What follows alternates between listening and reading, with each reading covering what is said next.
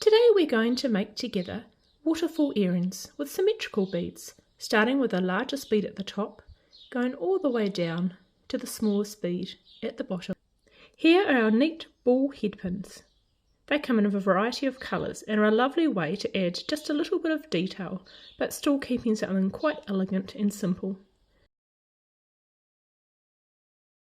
Take my cutters and I'm going to cut and loop, making sure that my loop is a lollipop.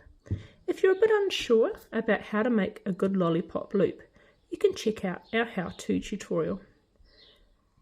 I'm going to curve around and then just flick back. You can see I have a bit of an umbrella hook. If that happens, pop the tips of your pliers in and just roll around a little bit more.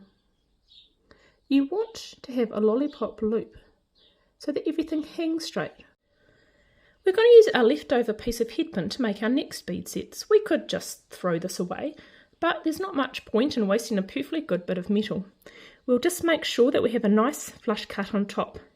If the part you're using has got the pointy end from your last cut, take, open, flat, the flat side of your cutters and just snip the tiniest bit off so you're starting with a nice flat cut. So there's my first lollipop loop, and now I'll make a second one. When you're doing things that are matching, it's always a good idea to do them at the same time. Otherwise you make one earring and then you go back and they can be a bit different.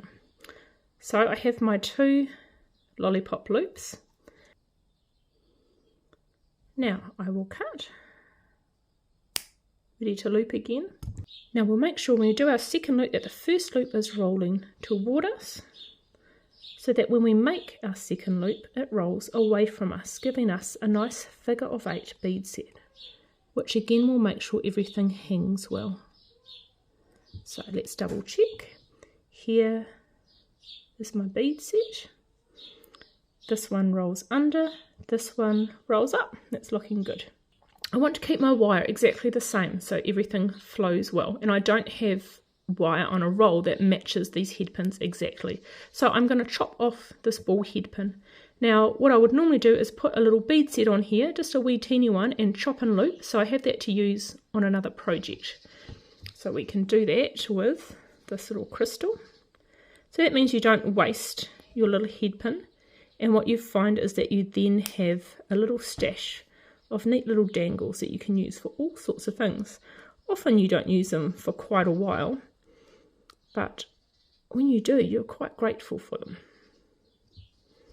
So now I have my leftover piece of wire, making sure that I have my flush cut, and I'll make a bead set with my largest bead and cut. Make sure this loop is facing toward me before I grip, and loop again, making sure I tweak it back nicely for a lollipop loop. And there's my bead set. This one I feel is slightly high, so what I'm going to do is unroll it, snip a wee bit off the end and roll it down again. Your wire and headpins are quite forgiving if you just move gently and firmly. And that's better. That means my bead won't wobble around. I can look at this, just tighten it up slightly, and then I'm ready to go. I'm now ready to put my earrings together. I'll have a quick check that everything is figure of 8 and straight, and if it's not, I can give it a gentle adjust with my pliers. Right, so I want a nice close connection, so we're not going to use a jump ring, otherwise the gap in between the beads is too long and you lose the lovely waterfall effect. So I take my top bead, insert my round nose pliers and open it just a little way. Take my next bead set, hook it in, and then insert the tips of my pliers gently and carefully close it down again, keeping my loop nice and round. And then we have a joined loop. Then we go in again. This time we put our little bottom bead set in. And close up the link. And there we have our dangle. These are our lovely Bali earring hooks.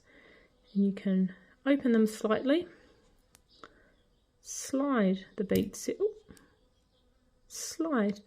on, and close it up nice and tight. And there you have a completed waterfall earring.